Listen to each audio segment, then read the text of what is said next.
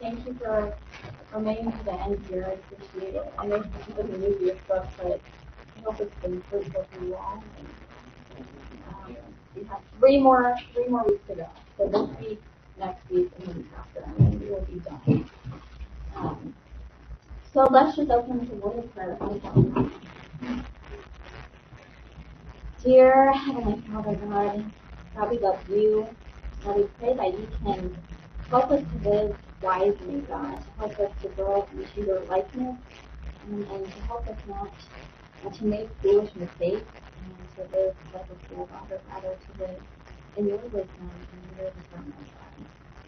We give you thanks for the community of believers, for those folks who are walking alongside of us, encouraging us and supporting us as we continue to know more about you and to continue to grow in you, God. And God, we just thank you for your amazing grace and this unmerited favor towards us, God, that we surely don't deserve, yet you always give it to us, God. And we pray that we can offer the same grace to others around us, even when they don't deserve it. And so we just love you, and we give you thanks for this precious time as we are gathered together as a group to learn more about your holy word. So it's in your name we pray. Amen. All right. So, lesson 10, how do we live Christian faith? Hello, come on in. Welcome. So, Ecclesiastes 9, verse 13 to chapter 10, verse 20 this week. Actually, I may start with the personal reflection because I know it's better than the first question. The personal reflection question asks, what is an area of life in which you sometimes feel out of control when it comes to applying common sense wisdom?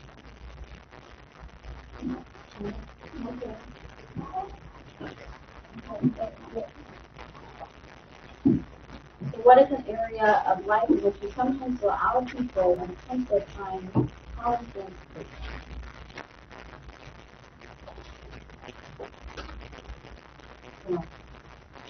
I studied it, which I so read my covered thing up read.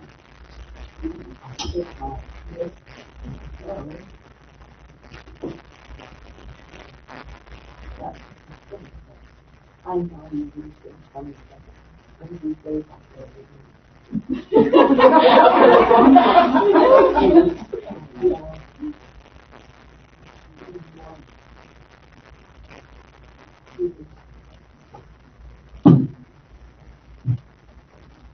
At least you take your rest after.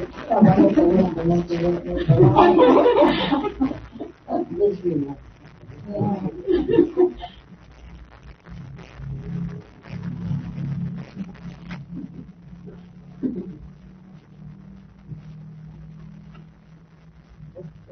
Just got the wisdom of the Lord.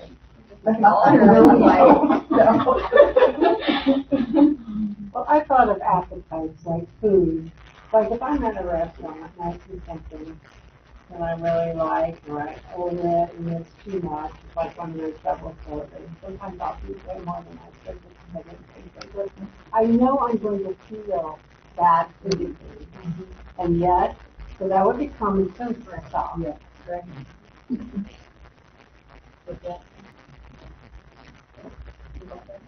I take on too much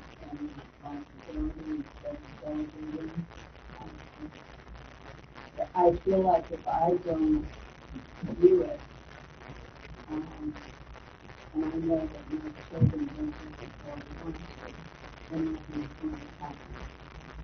And I'm so messed up.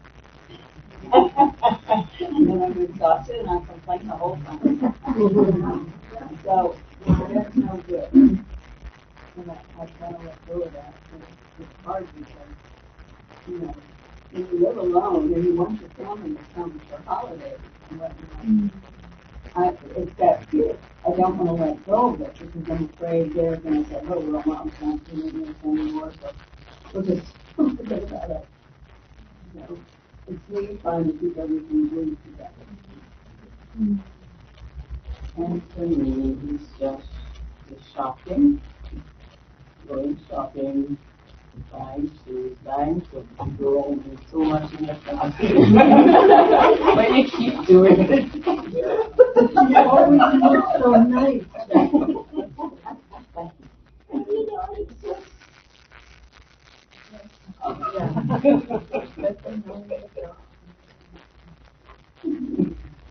Like the workout with the gym, I feel like these injuries.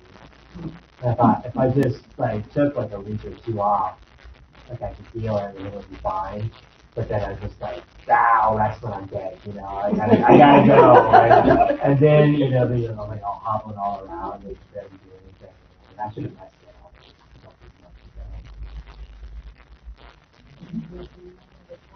up. Well, 5 pounds instead of 10 pounds. That's the way to do it. It's procrastinate. I'm really good if I have deadlines. But otherwise, and then it's on my mind, and on the list, and it's like, okay, I'll just put it on tomorrow.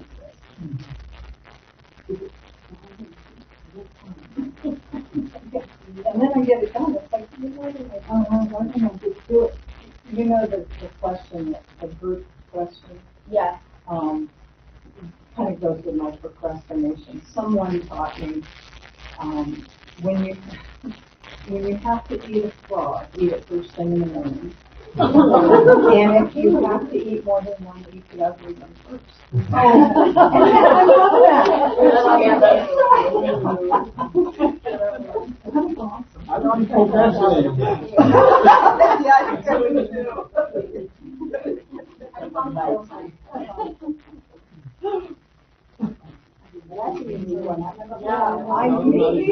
think I would do. It's usually attributed to Mark Twain. Mark Twain said that. Oh, did he? Well, no, Alice Honeycutt said it. That's right.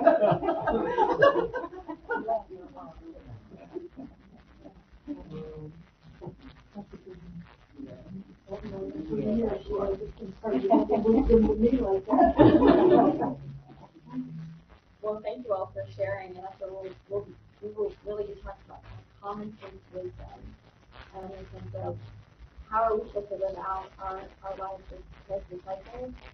And when we don't, it's kind of results in human weakness and wickedness. So this first question I asked, or rather, describe the ironies of wisdom and foolish behavior illustrated in chapter 9, verses 13 through 16. So this is the story of the strong king versus the poor yet wise man. That's what happens. Who wants to describe the story? What happens in the story?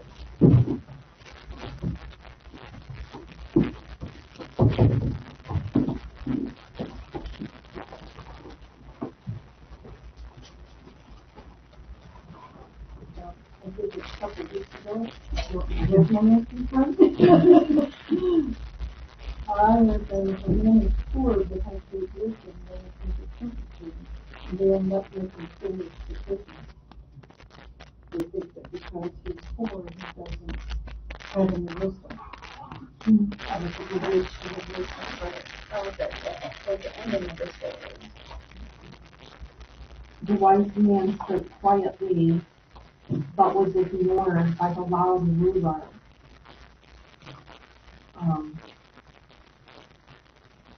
He had the opportunity for greatness, but the people went along with the loud, ignorant man. Right, That was the irony of it. That wisdom prevails against all, but yet the wise aren't expected or listened to or remember the song. If they just would listen to a wise person, then the city wouldn't get actually it says that he says the city. Yeah, will do it again. They stayed in the city. The irony They forgot him, basically.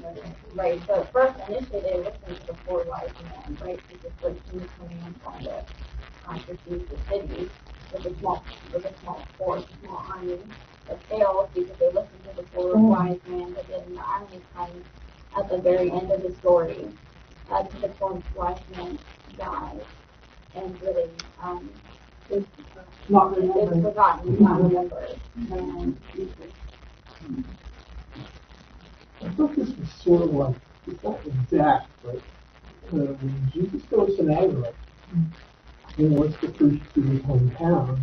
Those people say, well, who is this guy? He's the carpenter's son. He doesn't know anything. He's ignoring him. He goes on. So he's not famous and powerful. We don't see something. Not least somebody in this.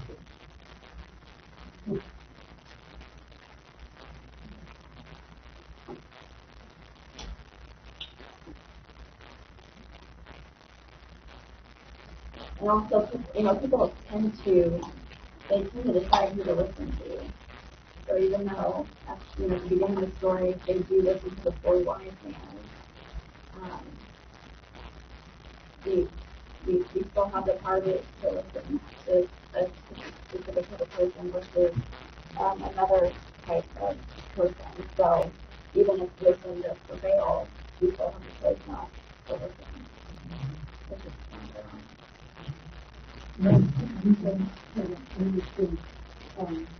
is when he was in college, he was bartending at a prison. The two couples came in every week to have dinner, and then they were all dressed in swimming. So that every week, he looked at the woman. And one guy asked his friend a question, and his friend said, "You don't know." And he said, "Why don't you ask one of the bartenders?" And the first guy said, "Stanton, no, they're just bartenders." And Ed was standing right there, and he looked at him and he said, "I was so proud of him. He's not usually outspoken this way," but he looked at him and he said, "See that guy over there? He's working on his doctorate. And the lady over there is working on her master's degree." And he said, "I have 2 U.S. degrees, and I'm now working on my master's degree, and I know the answer to the question." And he turned around and walked away.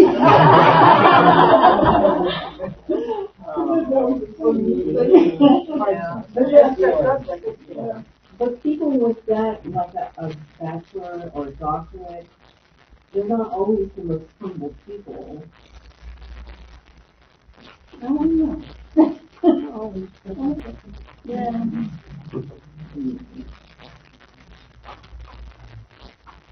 So, with question 2, what lessons can we learn from this story? The story of the strong leader, the 4 wise men. There's a lot to learn from that. You can't judge a book by its cover, very much so. There's a lot to be learned from people who come before us. I think this happened a lot in the church. The people from many years ago had some great ideas. And we listened to them then, but then when they're gone, we feel them to do something different. And then some of those have known before us had really good ideas that we can benefit from.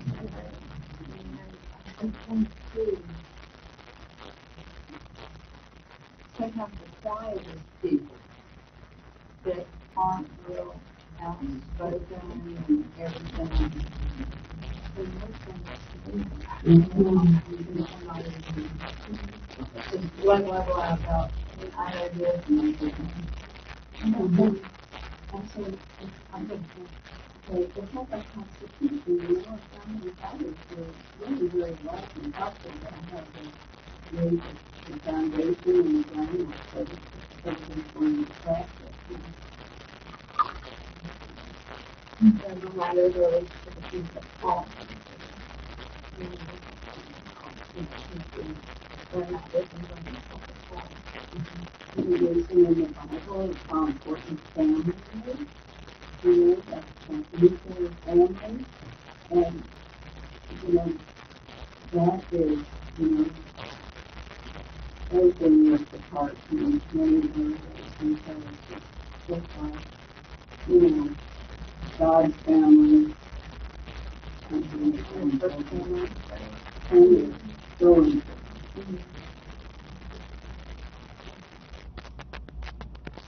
I think for me, it's sort of illustration why people in our lives along the faith journey help us to make the right decisions. We really help sometimes when we surrounded by people who have gone before us and are wise and know what it's like and what the type of life they've been through it.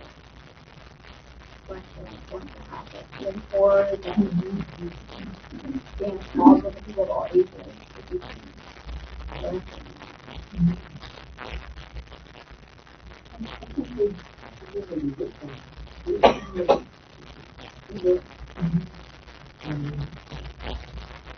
If you can learn from them. We'll talk about this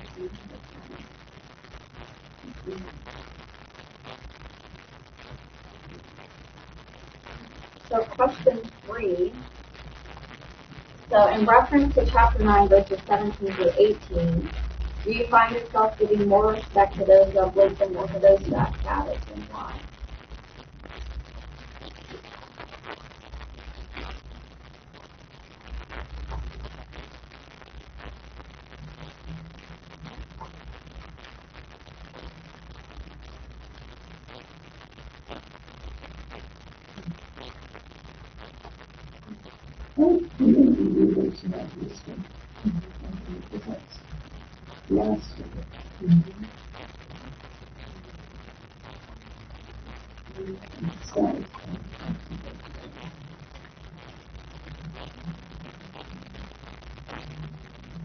So you can always give people the benefit of that. I was thinking of status, I was thinking of if somebody's the director of something, or like kind of hierarchical, you know, there's somebody in charge of things.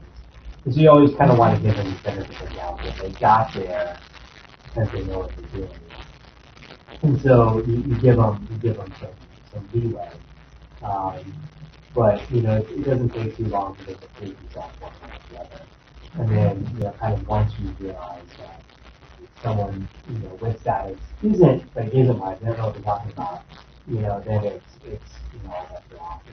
You know, stop listening to them. And I think that's one of our things we struggle with in our society right now is this idea that, well, because I have, you know, advanced degrees or whatever, then I can come and tell you how to live your life. I have this expertise in you. And it's like, well, that's not really necessarily translated to wisdom. I think it's that's actually going to work kind of in the real world. And so I kind of see that right now in a lot of how we kind of run our society.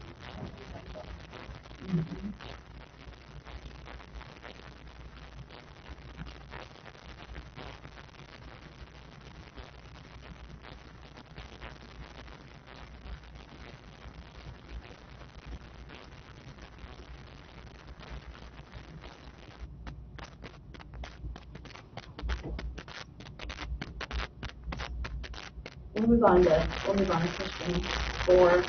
Question 4 asks, how have you seen wisdom destroyed in a manner described in chapter 9, verses 18 through 10, verse 1? So that says, I'm reading from the CSC Bible.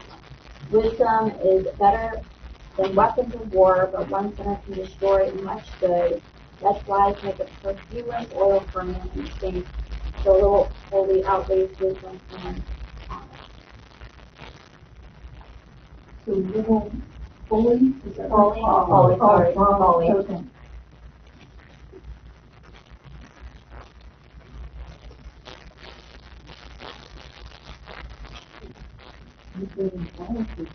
Yeah, that's exactly what I wrote. Yep, that's what it takes to. I mean, I got them right. No, I may be foolish. No, Joe, it's the right answer.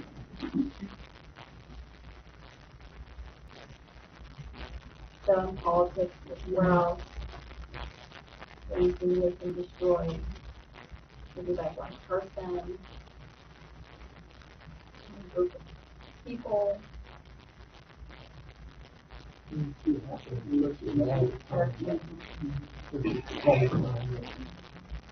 Somebody high up in the mission, be trouble, and it can, it's really true. Yeah.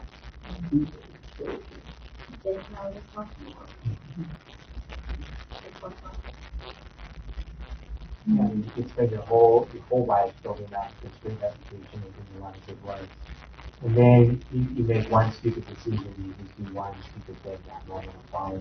And then your reputation is just ruined. No one's going to trust you anymore. It's going to take just a whole other lifetime to build that trust back up. And then when people talk about you, they're going to talk about that thing, and so it's really, and sometimes it's unfair, and you never but that is, that one little piece of folly. See that time and again in people's drunkenness, and I've seen it where a youth testifies that they're a Christian and they marry non-Christians, and they get swayed toward.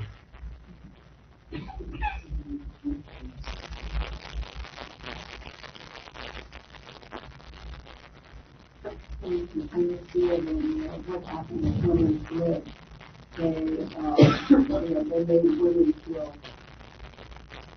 not valued, but staying at home and taking care of the children, taking care of the home front for the husband and off, and they just they devalued the woman.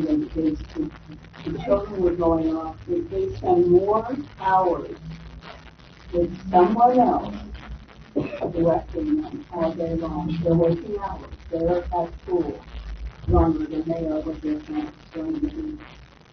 And then the parents come home, they're exhausted, they're stopping at McDonald's and throwing that garbage in front of their children. I feel very blessed that I was able to stay at home and took care of the home front. Was going in 3 different directions to 3 different schools, but I was there for my children. My husband walked in the door, something good was cooking in the kitchen, and he relieved the family, and so many children go, yes, I love that. And I come home here, and nobody's there. The mattress there at school, and they did the government did a really good job of restoring and education and I had a different experience. My mother was a registered nurse and delivered babies for 38 years at Eastern Air Force Base. And even though she wasn't home all the time, she was there for us. And I had a father, even though he kind of takes our care in the morning. I mean, my dynamic of family is totally different. And she did all she could for us, so. I made the choice not to have children and have a fear because I didn't think I had the family either. Not that there's anything wrong with doing those. I just didn't figure I'd do it without that. Admire the people that can do that. One thing I think that really changed for the good because of women in the workforce, at least a lot of the young dads that I see now are like amazing. I mean, it's at least 50-50 living there, and oftentimes more. So I think that has been a big plus, is that the roles have kind of, I don't know, equalized maybe more. Yeah. Oh, yeah, it's sort of, I mean, it works, but, as far as our let me say, when I was a baby and we were babysitting for me, and I played with this baby. He picked me up, but he carried me down the street with my hands. He was a Karen. Is that not the right thing to do? Not anymore, Jason. Well, I think it's a good thing we have made it place. It is a lot. And it's nice to hear.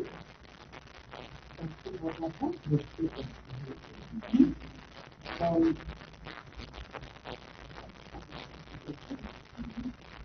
There's sometimes circumstances, of course, with the right approach, you make it work. You can still be a family. And you can still ensure the children are loved and that you love each other. You just have to do it. There are some circumstances where you're not, you don't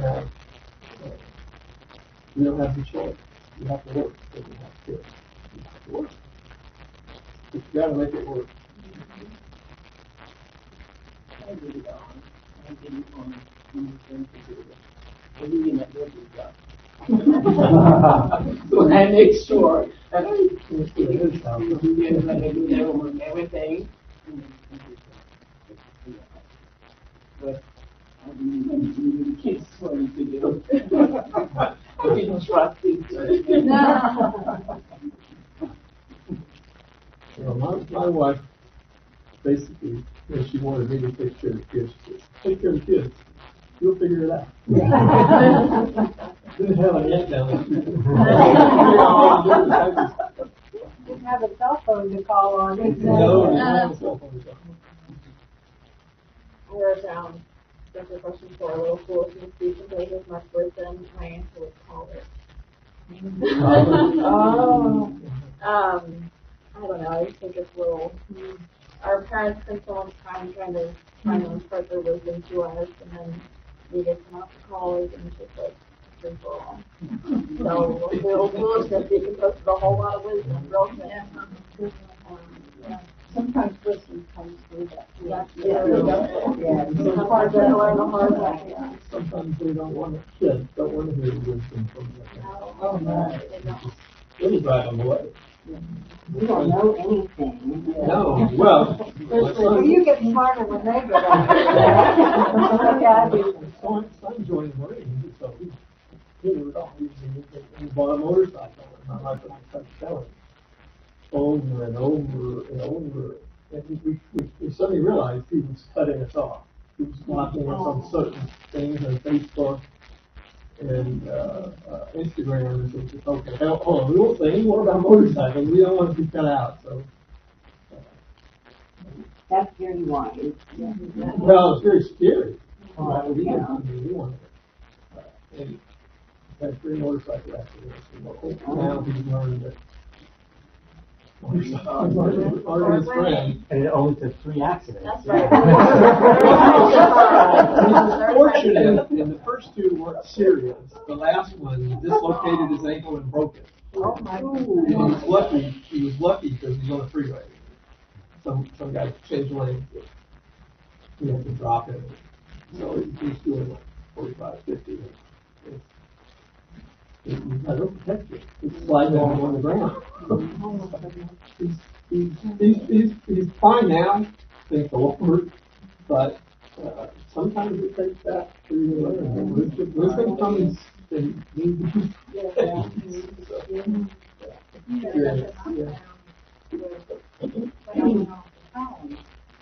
I realized my parents were not quite as stupid as I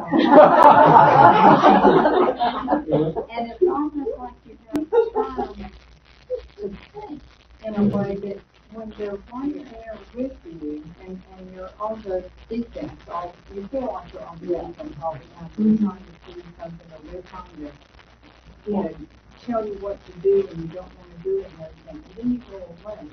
And I can remember writing away and telling them how great they really were in their way. But it took being away from him for me to see that. And then our whole relationship was totally different. But I think the nothing of your life is changing so fast. It's hard to keep up with things that are coming so fast. It's much electronic. It's hard with buttons to push. And much together right now. And that things just slow up a little. That's a good segue to question 5. Question 5 asks, what is the significance of Folly's description in chapter 10, verses 2 through 3? So that says, a wise person's heart goes to the right, but a fool's heart to the left. Even when the fool walks along the road, his heart lacks sense, and he shows everyone he is a fool. Okay, I didn't get those. I didn't get verse 2. Short of politics. Why? No, I don't think it's about politics. I've heard some people say, and in the ancient world, and maybe this is where we get the modern day right, is that the right was symbolic of gathering things in and preserving things, and the left was symbolic of pushing things away and scattering.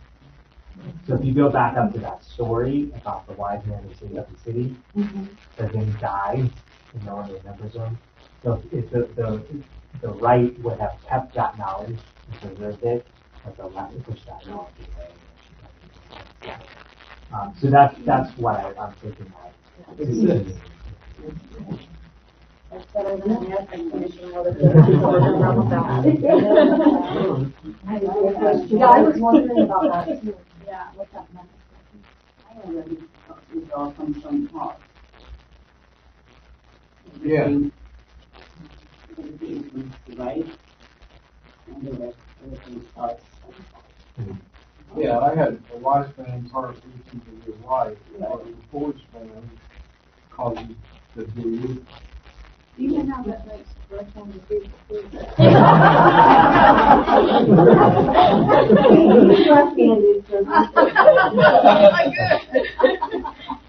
So my takeaway was folly creates problems for those who commit it, and wise people stay away from folly. That's what I thought was significant. And it's natural for the wise to do the right thing, and for fools to do the wrong thing. Their stupidity will be evident even to strangers. They meet along the way. They let everyone know that they are fools. And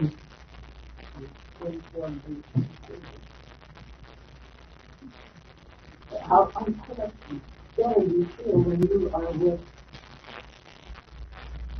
people you trust and with and people you can count on and people that you think you have. I think that's why we can pursue people. Not that all are perfect.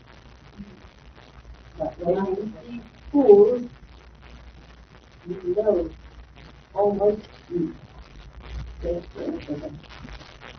And if they do their way or change what they do, and you're not comfortable with them.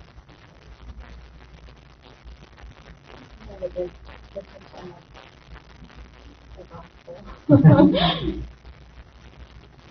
A really awful thing that's what you were.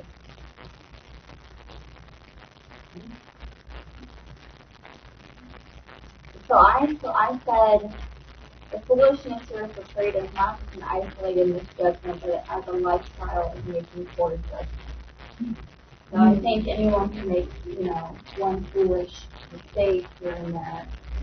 But the way the teacher is describing the fool here is decision after decision after decision. It's a lifestyle of foolishness.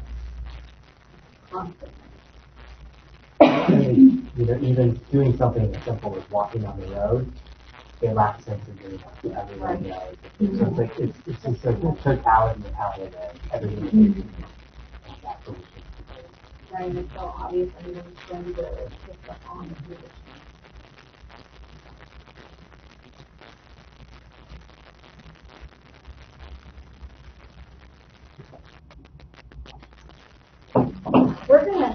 We're gonna skip question 6 and go on to question 7. There's a lot in question 7, especially in these 4 verses.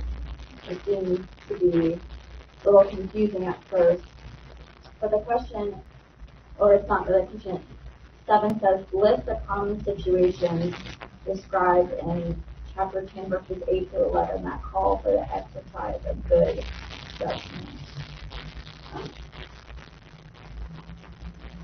So the one who digs a pit may fall into it, and the one who breaks through a wall may be bitten by a snake. The one who quarries a stone may be hurt by them. The one who splits logs may be endangered by them.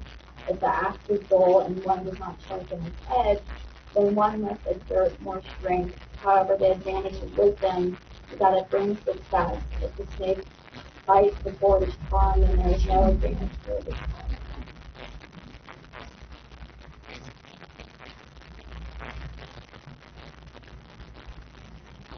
So we can start with verse 8. What do we think verse 8 is saying? The one who digs a pit may fall into it, and the one who breaks through a wall may be bitten by it.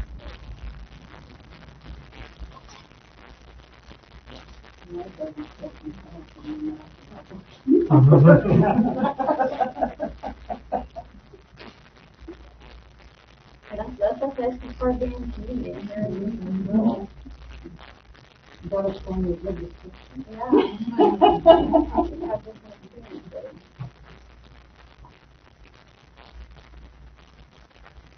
I didn't really deal with things, but I wrote down and something that my feeling and what it meant was going ahead. Yeah. That's great. And if you're trying to do, you have a task or something that you need to do it, be aware if you don't have the right tools or you're not sharp, or if you need to have more training or someone to help. And be aware of that.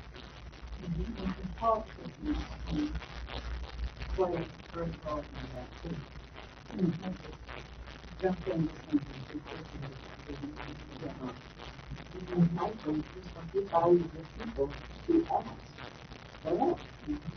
Google.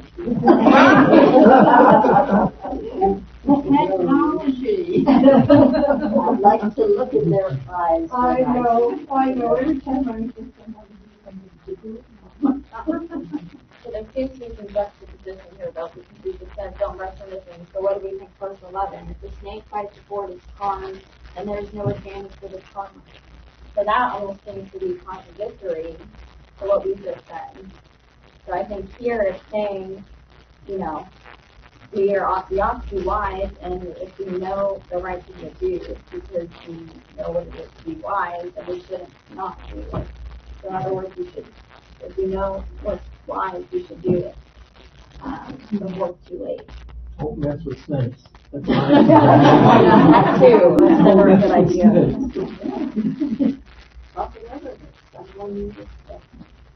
One of the things I liked about these verses, for me, it kind of juxtaposes destroying things with building things, so like tearing down a wall, pouring a stone, wall, or something. And so in both of those actions, that our actions have consequences, and so you have to know like, what to do and how to do it, and when to do it, and apply that to It's kind of like a dull knife is more dangerous than a sharp one. If you look in a kitchen, you know that if your knife is dull, that's not a good tool to work with. And the sharper the knife, the better. So why by this one? The planning ahead. She hit it on the head. Yeah. Because with a dull knife, you have a tendency to work harder, and add more pressure. And with a sharp one, it cuts right through whatever you're doing. The sharp one almost does the work for you, Yes. whereas the dull knife, you have to. My knives are always sharp. Sorry. It's okay. So I have two stories here. These are fun illustrations. I listened to this one, but what Sheila said, kind of knowing what tools you have and using in school. So this is a story. It's more of a joke. A man goes to a tool store to buy a chainsaw. The server sells him the top of the line model, saying that it will cut through over 100 trees in one day. The man takes the chainsaw home and begins working on the trees, but after working for over 3 hours, he only cuts down 2 trees. How can I cut for hours and hours and only finish 2 trees? He asks himself. The next morning, he gets up early in the morning and works until nighttime, but still only manages to cut down 5 trees. So the very next day, the man brings the chainsaw back to the store and says it doesn't work properly. It looks okay, says the server, and starts the chainsaw. The man jumps back in shock and cries, "What's that noise?"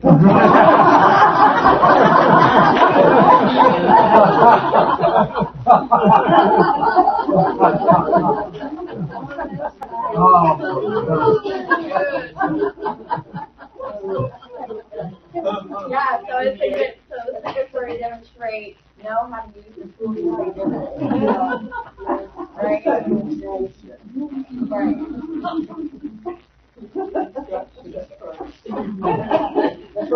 What's the video? So I have another story, another fun story, and this goes off what Cindy was saying, sharpen your knives. Make sure your knives are not dull. So this is the story. One man challenged another to an all-day wood chopping contest. The challenger worked very hard, stopping only for a brief lunch break. The other man had a leisurely lunch and took several breaks during the day. At the end of the day, the challenger was surprised and annoyed to find that the other fellow had chopped substantially more wood than he had. "I don't get it," he said. "Every time I checked you were taking a rest, yet you chopped more wood than I did." "But you didn't notice," said the winning woodsman, "that I was sharpening my axe when I sat down to rest." So then, maybe you need to take some time away, slow down, and sharpen it. Don't work when you saw in that funny. So then, you see the color. Yeah. And at the same time, if you need to use your wisdom, don't not do it, and then it'd be a shame to waste that wisdom. So those are probably my 4 favorite verses in this chapter. It's really good. So we'll move on to 8, which is, what is an area of life in which you struggle to exercise good judgment, or at what times are you most likely to make a poor judgment?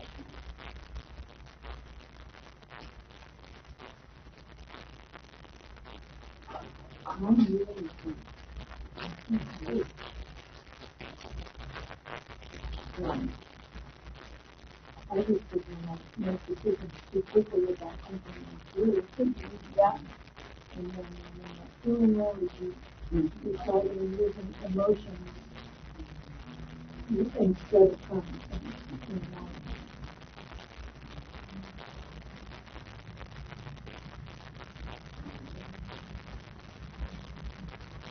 Yeah, Judy and I had the pleasure of going to a women's retreat this weekend, and the whole retreat was on grace.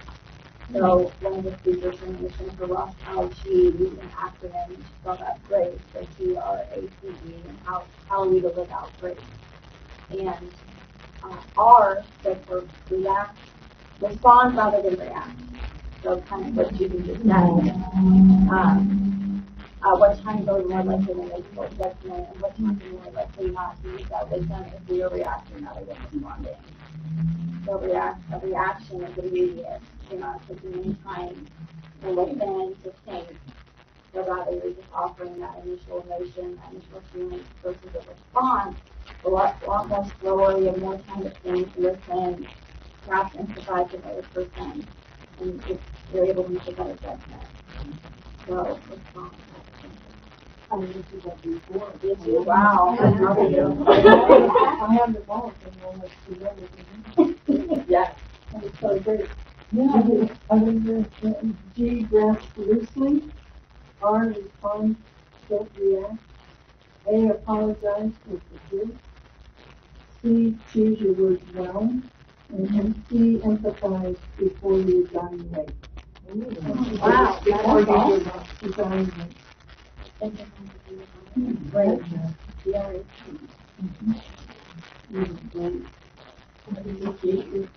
Grasp loosely. What? Grasp loosely. No, grasp. Grasp. G-R. Grasp. Don't hold on tight. Don't hold on tight. Don't hold on tight. So she brought up the story of the woman who was caught committing adultery in John chapter 8, and how the Pharisees brought her to Jesus and he was teaching in the temple, and she talked about how she imagined the Pharisees grasping these stones very tightly because that's what she deserved, right? She deserves to be forgiven for her sin. But she talked about it, grasping loosely, practicing grace that Jesus demonstrated to her at the end of the story. He said, "Don't kill my morning and let her go." She said, if we grasp loosely, just imagine the rocks falling to the floor.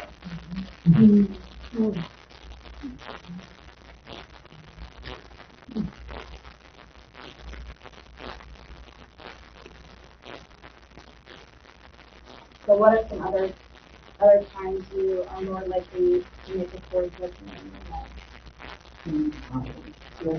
There's a halt, is hungry, angry, and tired. And so those are like, I'm hungry because I get hungry.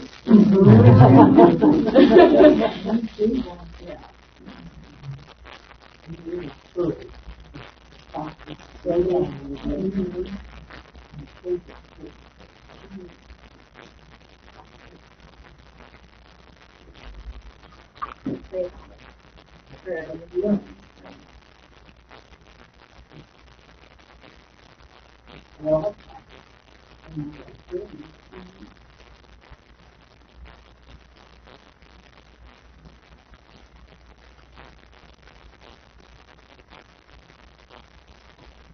Move on to 9.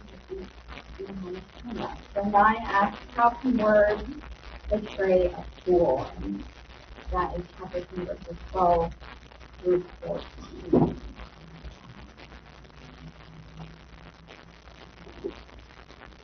So the words from the mouth of a wise person are gracious, but the lips of a fool consume him. The beginning of the words from his mouth is folly, but the end of his speaking is evil madness.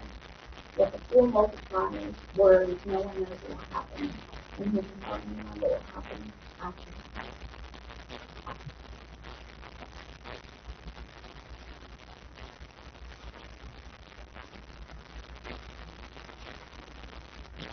Like the opposite of James being careless, and listen instead. Like when the fool doesn't listen to speak, and it speaks more and more and more and more foolishness. Right. Verse 14, if a fool multiplies words, stop talking. Basically what the kids are saying. All right. Stop and listen.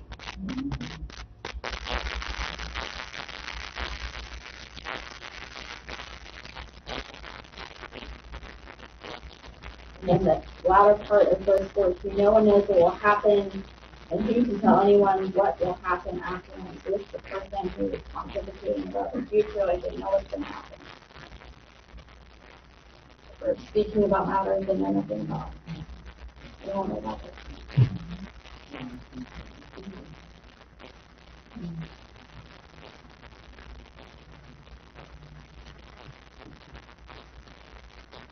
We have to be all right for that.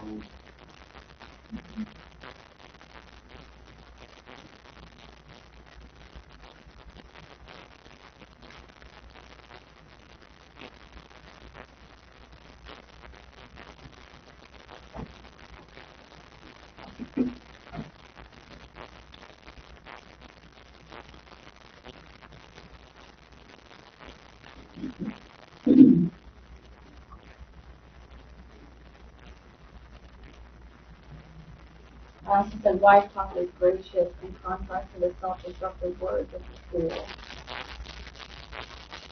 It can be self-denying, self-destructive words, like speaking joy and life, being yourself. I was, reminded yesterday of how much in Proverbs is basically all like, think before you speak and watch what you say, because your words are destructive and James talks more about that. So I think there's a lot to be said about the power of words and how careful we have to be with what we say, how we say it. So you can never take them back. Yeah. Never. And they're remembered sometimes too. If they're said incorrectly or whatever one said, the person looks at you and that's the first thing they think.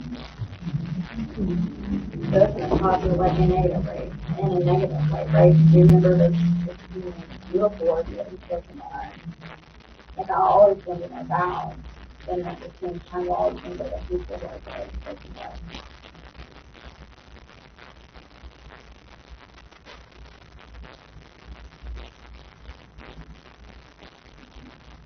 I have to read James 3 for it. Because we studied James 3 and this is just a perfect depiction. James talking about the tongue. He says, now we put this into the mouth of horses so that they obey us, we direct their whole bodies, and consider ships so very large and driven by fierce winds. They are guided by a very small rudder wherever they go at the time of rest. So too, though the tongue is a small part of the body, it does great things. Consider how a small fire sets ablaze a large forest, and the tongue is a fire. The tongue, a world of unrighteousness, is placed among our members. It stings the whole body, puts the course of life on fire, and is itself set on fire by hell. So, yes, our words are extremely powerful. And we should be the more of the listening.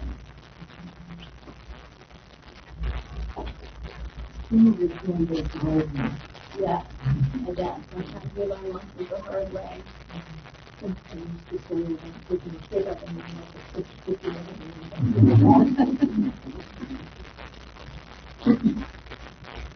So we'll end with 11 tonight. So this again comes from the half brother at the beginning of James. James 1:5 says, if any of you lacks wisdom, you should ask God and give generously. What is an area of your life that currently requires godly attitude or action? What areas do you need to be created?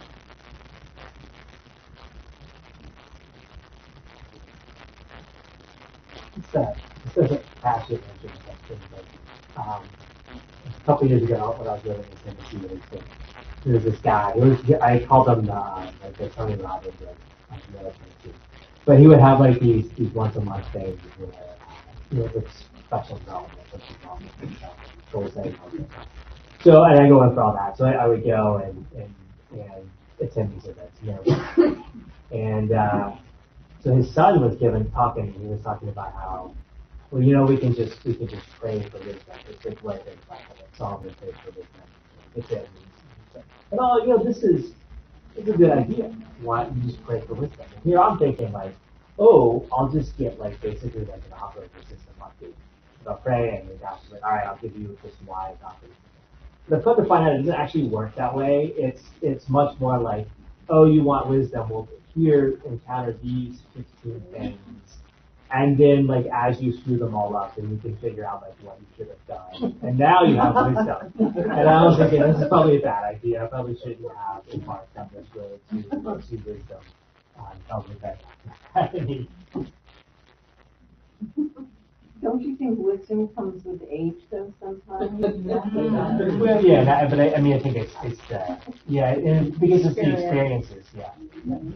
Like they say, don't pray for patience. Right, Or yeah. you're going to get a lot of opportunities. Yeah.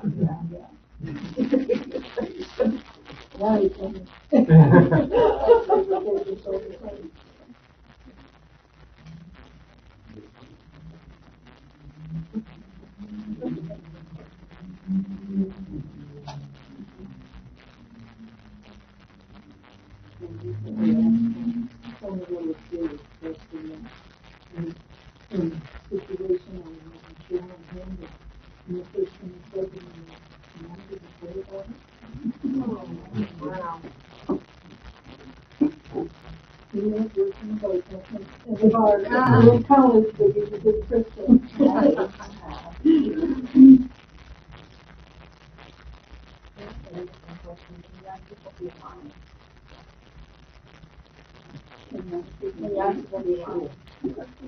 Yeah, sometimes you realize. And others. But I think there's also, like, you talked about going to college, and yeah, I worked in college too for a long time, and you just sit down with them and be like, you did what now? Why did you do this? And the thing is, like, there's a difference between, like, knowing what you're supposed to do, but actually putting that into action and doing those things. And so I met a lot of like, younger people who could talk the talk, like they knew what they were supposed to do, but then when it came time for them to actually put that into action, they would do that, and that and actually, in fairness, people of all ages, I've met who've done that. But I think that's, so, well, yeah. Yeah, it reminds me of entertaining to see not only good, but the work of good. Some how many persons are being found in the old and but they don't feel good with that. So that's what really what we're talking about here. That's why we're working with these statements so that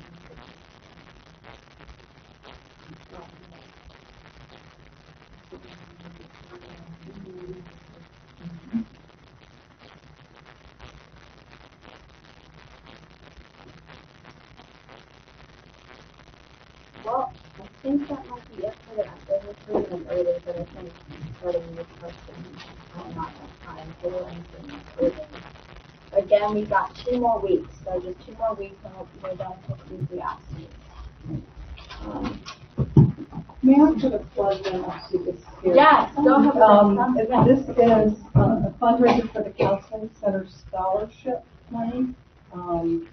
Marianne and I and Susan are all on the Counseling Center committee, and so we just can't say enough about it. But they have the William Smalling Scholarship Fund, and that helps people who cannot afford mental health get it. And I know for a fact that our counselors do lots of pro bono, so this helps keep them. It pays some of the fees, but sometimes it helps people survive. So they have, the topic is resiliency, and we're going to have several speakers and cookies. I will be making do you want to say anything else about it? Oh, I can just discuss that how much the scholarship fund admits to the clients over the years that we've had counseling for. There are many people who have been able to get help because of this, that maybe wouldn't have been able to otherwise. I'm thinking, I just looked at the graph I did the other day, and I think between the pro bono and the scholarship, it could be 20 or maybe like 20% of the sessions are funded through either pro bono or scholarship. And with COVID, how that has affected everything and everyone, and I think resiliency is a great topic to help all of us. Something. So it's free of charge. Donations are welcome and appreciated, but it is May 14th from 12:30 to 4. Okay. No full cards. So if you want to take them, and if you know anybody else that would like to come. Can you come to Sure. Whatever, yes. Absolutely. You won't be doing it next week for 4 hours. There's going to be a break. Yes. Refreshments and I think they're gonna start out with 2 testimonies from the, for you. Yes. I think will be awesome. Yes, sir. And then, a couple of speakers on a break and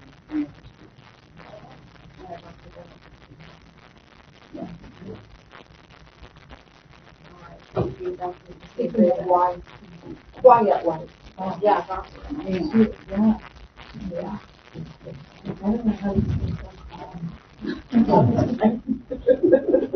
Calm and wise. So would anyone like to close us out in prayer as we leave?